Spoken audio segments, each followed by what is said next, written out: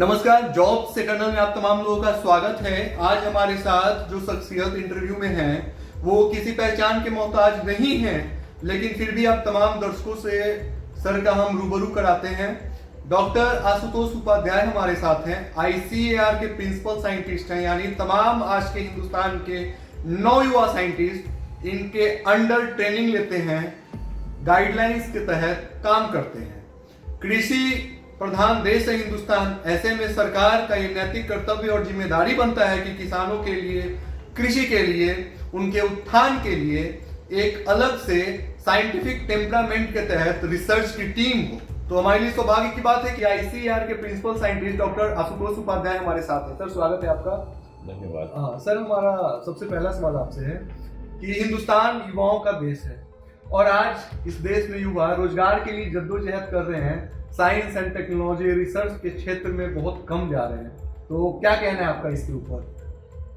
देखिए, ये बात सही है कि हमारा देश कृषि प्रधान देश है। बिल्कुल। और हम सबका ये कर्तव्य है कि हमारे देश में कृषि की उन्नति हो और कृषि से हमको अधिक से अधिक फायदा हो। तो इसके लिए आवश्यक है कि हमें अपने युवाओं को इस क्षेत्र में प्रोत्साहित करना चाहिए कि वो इस क्षेत्र में आकर के और अच्छे से अच्छा उत्पादन करें और ज़्यादा मुनाफा कमाएं। लेकिन आजकल हमारे देश के युवा कृषि से विमुख होते चले जा रहे हैं और ये चिंता का विषय है। तो मैं ये कहना चाहूँगा कि देश के युवा कृषि से जुड़ें, तो इसके लिए ये आवश्यक है कि उनको सही विकल्प दिए जाएं जो उनके लिए लाभकारी हो। अगर हम केवल धान और गेहूं के बारे में सोचेंगे तो उससे हमारे देश का और उससे हमारे युवाओं का विकास नहीं होगा। अच्छा सर, ये बताइए कि इस सेक्टर में जो साइंटिस्ट हैं या ICAR के सेक्टर में जॉब्स की क्या संभावनाएं हैं, अपॉर्चुनिटीज क्या है, और स्टूडेंट्स अगर वो इस सेक्टर में आना चाहें, रिसर्च करना चाहें, इंडिया के फार्मिंग सेक्टर को अगर डेवलप करना चाहें, तो इसके लिए वो क्या कर सकते हैं?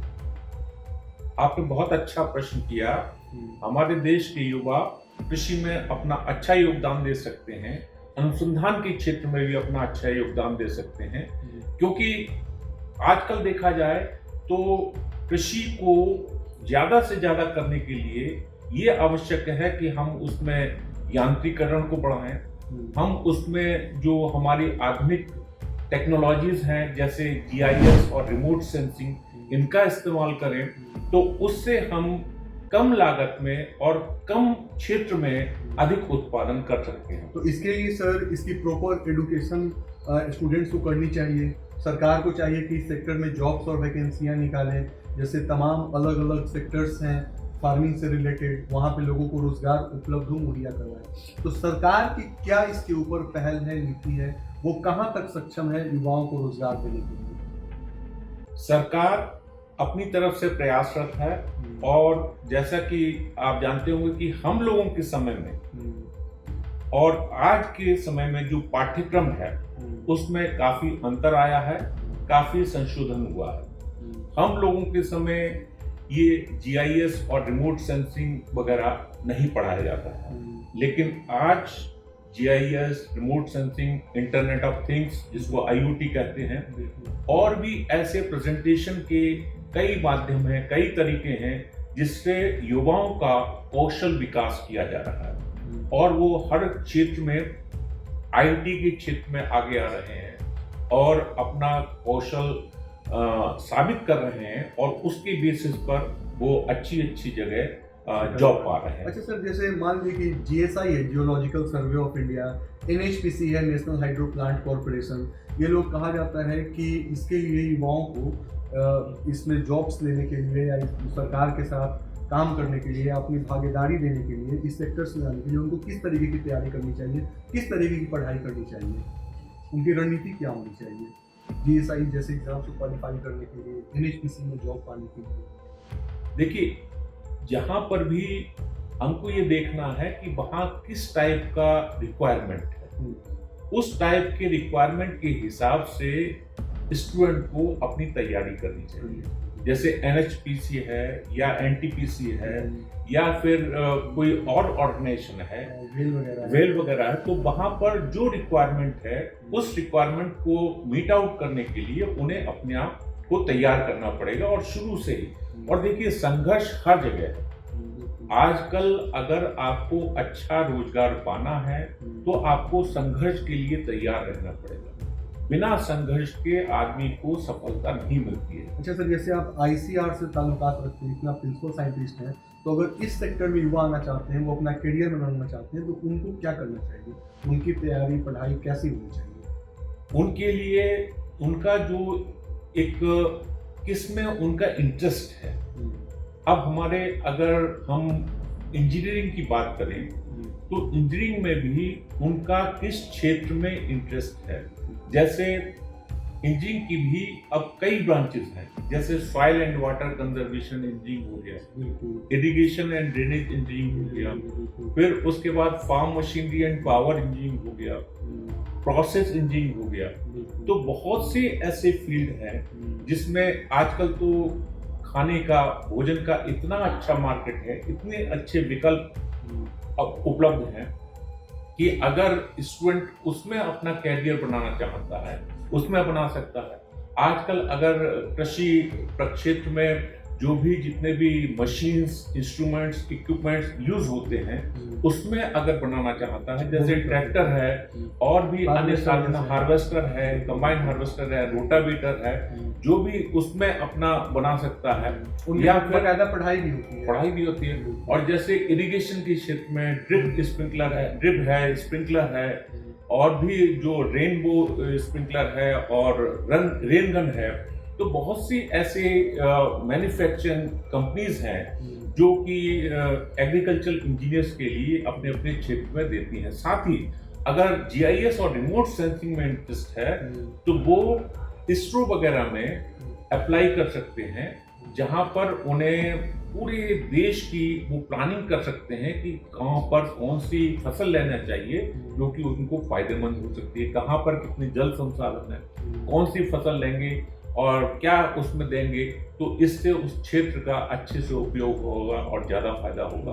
तो इस बारे में भी प्लानिंग करनी। तो सर, आपके कहने का मतलब यह है कि रोजगार की अपार संभावनाएं हैं, बहुत से विभिन्न सेक्टर्स हैं जिसमें आप रोजगार पा सकते हैं, लेकिन बशर्ते आपको उसके लिए मेहनत करना पड़ेगा, कर्मठता के साथ आपको लगना पड़ेगा। बिल्कुल, किसी भी चीज को करने का मूल मंत्र है कि संघर्ष करना, हिम्मत नहीं हारना, और व्यक्ति को सफलता अवश्य मिलती है अगर वो संघर्ष करता रहे। कहते हैं कि संघर्ष ये सिखला दिया तुमने मुझे कि पौरुष के आगे मुश्किल को अपनी मुश्किल आ जाती है। मुसाफिर अगर अपनी हिम्मत ना हारे, मंजिल खुद आगे बढ़कर उसको गले लगा। क्या बात है सर। सर, एक बात और बताइए कि जैसे आपके अंडर में बहुत से आज के नौयुवा साइंटिस्ट ट्रेनिंग लेते हैं, आप उनको गाइड करते हैं, उन लोगों के आप मार्गदर्शक हैं, और एक समय तब था जब आपने नया जॉब ज्वाइन किया था, तो उस समय में और आज के समय में कितना अंतर आप महसूस करते हैं? देखिए, ये तो परिवर्तन का युग है, परिवर्तन आता रहता है।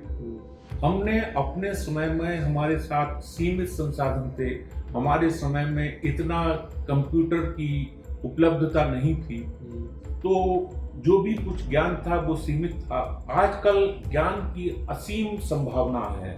आजकल कंप्यूटर पे इंटरनेट है और भी बहुत सी ऐसी चीजें हैं जहां से हम जितना ज्ञान अर्जन करना चाहें उतना कर सकते हैं। असीमित ज्ञान का भंडार हमारे पास उपलब्ध है, असीमित सूचनाएं हमारे पास उपलब्ध है। तो आवश्यकता इस बात की है कि कैसे हम इन सूचनाओं का सदुपयोग करें और कैसे हम इनका लाभ उठाएं। और ये मनुष्य का मस्तिष्क है, इसके विकास की असीम संभावनाएं हैं, कोई इसकी सीमा नहीं। अच्छा डॉक्टर साहब, आप हमारे विद्यार्थियों के लिए एक सवाल और है। आप जिस फील्ड में हैं, सेक्टर में हैं, उसके बारे में हमने तमाम जानकारी को आपके माध्यम से ग्रहण किया।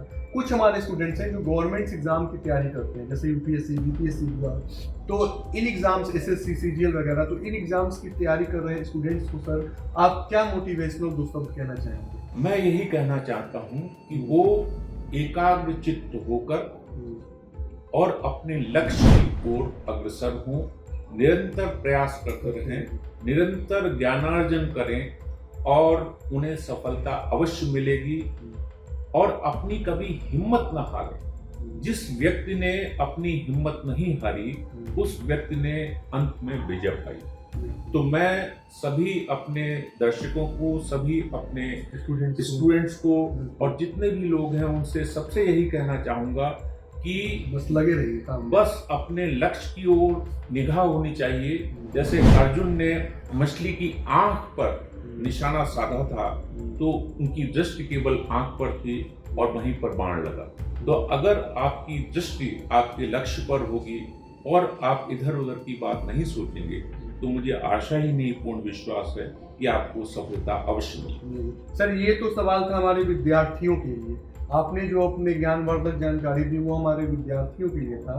अब जो हमारे किसान भाई हैं उन्हें आप क्या कहना चाहेंगे? आज के समय में कृषि जो है वो हिंदुस्तान में ऐसे ही बहुत नाजुक दौर से गुजर रहा है, कृषि का जो क्षेत्र है। तो और इतने नज़दीक से आपने देखा है और इतने नज़दीक से आपने महसूस किया है, तो किसानों के लिए आप क्या कहना चाहेंगे? उनका जो फसल है, जिस तरीके से वो अपने फसल को लेकर चिंतित हैं, तो आप इन तमाम चीज़ों को किस नज़रिए से देखते हैं? किसान भाइयों के लिए मैं सिर्फ ये कहना चाहता हूं कि कृषि में 4 बिंदु बहुत महत्वपूर्ण है। कृषि में ही नहीं, वरन अपनी व्यक्तिगत जिंदगी में। और ये 4 मूल मंत्र हैं जिन पर अगर अमल किया जाए तो सफलता अवश्य मिलेगी। सबसे पहला मंत्र जो मैं कहना चाहता हूं वो है समयबद्धता, टाइमलीनेस। अगर कोई भी कार्य सही समय पर किया जाए तो उसका उचित परिणाम मिलता है। अगर उसको सही समय पर ना करें तो व्यक्ति को पछताना पड़ता है। जैसे अगर सही समय पर फसल नहीं लगाई गई तो उसका उत्पादन कम हो जाएगा। जैसे बचपन में कहते थे कि अगर अभी पढ़ोगे नहीं तो आगे तुम्हें जॉब नहीं मिलेगा, नौकरी नहीं मिलेगी। तो उन माँ बाप का यही उद्देश्य था कि बच्चों को सही शिक्षा दें कि समय का सही सदुपयोग करें और उस समय का उपयोग करके उनका भविष्य उज्जवल हो। तो यही किसानों के साथ भी है कि अगर समय पर वो अपनी खेती नहीं करेंगे तो उनको पछताना पड़ेगा। तो समयबद्धता एक हो गया। दूसरा सूत्र है मात्रा। सही मात्रा में अगर कोई भी आदान का उपयोग किया जाए तो उसका उचित परिणाम मिलता है। अगर उचित मात्रा में हम खाद, बीज, पोषक तत्व, कीटनाशक दवाएं, जल, इनका अगर उपयोग नहीं करेंगे तो हमें इसका खामियाजा भुगतना पड़ेगा। और तीसरी चीज है गुणवत्ता, क्वालिटी। जैसे कहते हैं कि जैसा बोओगे वैसा ही पाओ।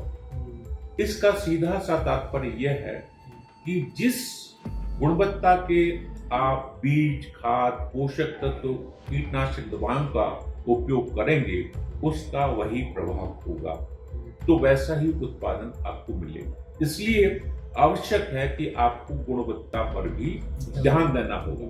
और आखिर में सबसे बड़ा सूत्र यह है प्रबंधन। अगर हम किसान अपने खेत में रोज जाकर अपनी फसल को देखेगा नहीं, देखभाल नहीं करेगा, उसका प्रबंधन नहीं करेगा, उसकी आवश्यकता का अनुमान नहीं लगाएगा, तो उसकी खेती अच्छी नहीं होगी। इसलिए किसान को यह आवश्यक है कि वो नित्य अपने खेत में जाए, अपने फसल की आवश्यकता का अनुमान लगाए और उसके हिसाब से वो उसकी आपूर्ति करे। तो ये 4 सूत्र हैं, समयबद्धता, मात्रा, गुणवत्ता और प्रबंधन। इसी को मैं कहना चाहता हूं कि उचित मात्रा में अच्छी गुणवत्ता के हो यदि सारे आदान और सही समय पर हो उपयोग तो दूर हो सारे व्यवधान। कृषि उत्पादन में वृद्धि की होगी तभी राह आसान, जब प्लाऊ से प्लेट तक प्रबंधन पर होगा स्तंभ। क्या बात है, क्या बात है सर। जैसे उत्तर प्रदेश और बिहार के किसान हैं और हरियाणा, पंजाब के किसान हैं, इन दोनों राज्य के किसानों के क्रॉपिंग पैटर्न में फार डिफरेंस है। उनका जो फसल उगाने का तरीका है वो बिल्कुल अलग है, बिहार यूपी में तरीका है वो बिल्कुल अलग है। तरीका का तात्पर्य ये हुआ सर कि इनका जो फसल है वो उतना नहीं उत्पन्न हो पाता है जितना वहाँ होता है। तो मुख्यतः रूप से कारण क्या है सर? देखिए, इसके कई कारण। सबसे बड़ा कारण होता है कि वहाँ का पर्यावरण, वहाँ का वातावरण कैसा है। जैसे वहाँ कितनी वर्षा होती है, कितना तापमान है, कितनी आर्द्रता है, कितनी वायु का वेग है, ये सब चीजें, कितनी सूर्य की रोशनी वहां मिलती है, और उसके बाद वहां की मृदा कैसी, मिट्टी कैसी, मिट्टी में भी उसकी वहां की सैंडी सॉइल जिसको बलुई मिट्टी कहते हैं, या दोमट मिट्टी है, या केवल मिट्टी है, किस प्रकार की मिट्टी है। फिर वहां पर जो भूमि का जल का स्तर है, भूमि जल स्तर कितना है, कैसा है। फिर वहां पर सरकार की जो नीतियां हैं, पॉलिसीज हैं, वो कैसी हैं। वहां पर मार्केट किस चीज का अवेलेबल है, वो जगह किस चीज के लिए खास है, वहां पर क्या चीज हो सकती है, क्या चीज अच्छी हो सकती है। और फिर डिपेंड करता है कि वहां पर वहां के जो किसान हैं वो कितने जागरूक हैं, और साथ ही साथ उनकी जो आर्थिक क्षमता है वो कितनी है। अगर वो चीजों को नहीं ले सकते हैं, नहीं लगा सकते हैं, तो सब कुछ होने के बावजूद भी वो सफल नहीं हो पाएंगे। इसलिए टेक्नोलॉजी, वहां के लोग कितनी टेक्नोलॉजी का इस्तेमाल करते हैं। कुछ लोग तो होते हैं कि वो टेक्नोलॉजी को चेंज ही नहीं करना चाहते, वो पुरानी पद्धति से ही अपनी खेती करते चले आते हैं। तो उनका विकास कितना हुआ है ये उस पर। अच्छा सर, लोग excess use of chemical and fertiliser का करते हैं अपने क्रॉप के प्रोडक्शन को बढ़ाने के लिए, ये कहाँ तक सही है? सॉइल की फर्टिलिटी ऐसे सिचुएशंस में क्या स्टेबल रहती है, या क्या सॉइल अपनी फर्टिलिटी लूज कर जाती है? और आने वाले समय में अगर वो लोग excess use of chemical and fertiliser का करेंगे तो क्या वो लोग दोबारा से उतना प्रोडक्शन क्रॉप का कर पाएंगे जितना आज वो कर रहे हैं? इसके बारे में आपकी क्या राय है? देखिए, आपने बहुत अच्छा प्रश्न किया। मेरा इस पर यह कहना है कि किसान भाइयों को संतुलित मात्रा में उर्वरकों का व्यवहार करना चाहिए। संतुलित मात्रा से मेरा तात्पर्य यह है कि सबसे पहले किसान भाइयों को अपनी मिट्टी की जांच करवानी चाहिए कि उनकी मिट्टी में कौन कौन से पोषक तत्व अवेलेबल हैं, उपलब्ध हैं, और कौन से पोषक तत्वों की कमी है। जैसे पोषक तत्व में कुछ मुख्य पोषक तत्व होते हैं, कुछ सूक्ष्म पोषक तत्व होते हैं, गूढ़ पोषक तत्व होते हैं। तो अगर हम मुख्य पोषक तत्वों की बात करें तो नाइट्रोजन हो गया, फास्फोरस हो गया, पोटास हो गया, कार्बन, हाइड्रोजन, ऑक्सीजन तो हमें मिल ही जाता है, कुछ वातावरण से, कुछ जल से मिल जाता है। जो मेन नाइट्रोजन, फास्फोरस, पोटास है, इनके लिए हम फर्टिलाइजर के थ्रू देते हैं, चाहे वो ऑर्गेनिक फर्टिलाइजर हो, चाहे इनऑर्गेनिक फर्टिलाइजर हो, केमिकल फर्टिलाइजर हो। और बाकी कुछ सूक्ष्म पोषक तत्व होते हैं, वो सूक्ष्म पोषक तत्वों का एक अहम रोल होता है, जिसके लिए लोग बहुत ज्यादा, किसान लोग बहुत ज्यादा परेशान नहीं होते, लेकिन उनका बहुत ही महत्वपूर्ण रोल होता है। और अगर उनका किसी भी सूक्ष्म पोषक तत्व, हालांकि वो बहुत कम मात्रा में इस्तेमाल किए जाते हैं, लेकिन अगर उन सूक्ष्म पोषक तत्वों का इस्तेमाल नहीं हुआ, जो कि जहां जरूरी है वहां करना चाहिए, और वो तभी पता चलेगा जब हम मिट्टी की जांच करवाएंगे। मिट्टी की जांच करवाने के बाद हमें ये पता चलता है कि मिट्टी में कौन कौन से पोषक तत्व उपलब्ध हैं, और उन पोषक तत्वों, फिर जो भी हम फसल लगाते हैं, फसल को हमारे कौन कौन से पोषक तत्वों की आवश्यकता है। तो ये मिट्टी एक बैंक की तरह है। बैंक में जितना आप पैसा डालेंगे, उससे अगर ज्यादा निकालेंगे तो आप दिवालिया हो जाएंगे, और उससे कम निकालेंगे तो वो स्टोर हो जाएगा। तो जैसे मैंने बताया कि फसल के लिए मुख्यतः नाइट्रोजन, फास्फोरस और पोटाश की जरूरत पड़ती है।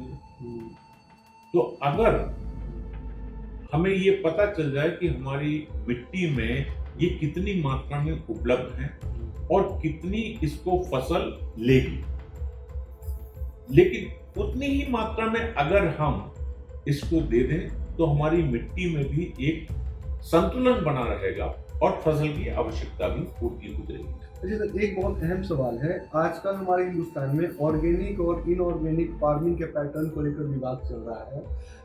आपको बताते चले सर कि हमारे हिंदुस्तान में किसानों की जो जमीन है, मान लीजिए कि इस साल तक वो लोग जमीन पे एक्सेस केमिकल और फर्टिलाइजर का इस्तेमाल करके प्रोडक्शन करते थे, नेक्स्ट ईयर से वो अपने जमीन पे केमिकल और फर्टिलाइजर का इस्तेमाल नहीं कर रहे हैं, नेचुरल प्रोडक्शन कर रहे हैं और कह रहे हैं कि ये जो हमारे सारे फूड्स वगैरह हैं वो इनऑर्गेनिक है। तो आपको क्या लगता है कि कब तक जो इस साल इन्होंने अपने जमीन पे केमिकल्स और फर्टिलाइजर का इस्तेमाल किया है, क्या इसी साल तक इसका असर इनकी जमीन पे रहता है, या कितने साल तक मतलब एक जमीन पे एक्सेस यूज ऑफ केमिकल और फर्टिलाइजर का असर रहता है? देखिए, अगर विवाद चल रहा है, अगर आपको ऑर्गेनिक फार्मिंग के ऊपर शिफ्ट करना है, हाँ, तब आपको मिनिमम 5 साल का समय लगेगा।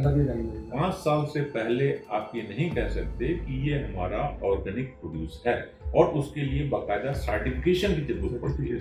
वो गवर्नमेंट उस पर सर्टिफाई करती है और वो मिट्टी की जांच करती है कि इस पर कोई भी इनऑर्गेनिक फर्टिलाइजर का उपयोग तो नहीं हुआ है। तो ये धोखाधड़ी को रोकने के लिए ही गवर्नमेंट सर्टिफिकेट देती है, और उसके बाद ये कहा जाता है कि ये प्योरली आपका ऑर्गेनिक प्रोड्यूस है। अच्छा सर, अगर हम अपनी जमीन पे 2 साल तक इनऑर्गेनिक केमिकल का हमने इस्तेमाल नहीं किया, 2 साल तक, और तीसरे साल हमने उस पे फूड को उगाया, जमाया, प्रोडक्शन किया, और उसके बाद हम कहते हैं कि ये प्योर ऑर्गेनिक है, और जबरदस्ती अगर कोई ब्लैक मार्केटिंग या धंधा करे, कहते हैं कि ये ऑर्गेनिक है, उसको सेल करते हैं, तो आपको क्या लगता है सर कि क्या ये सही है? देखिए, प्लांट जो है वो इनऑर्गेनिक वे में ही न्यूट्रिएंट्स लेता है, चाहे आप उसको ऑर्गेनिक से दें चाहे आप इनऑर्गेनिक। बिल्कुल।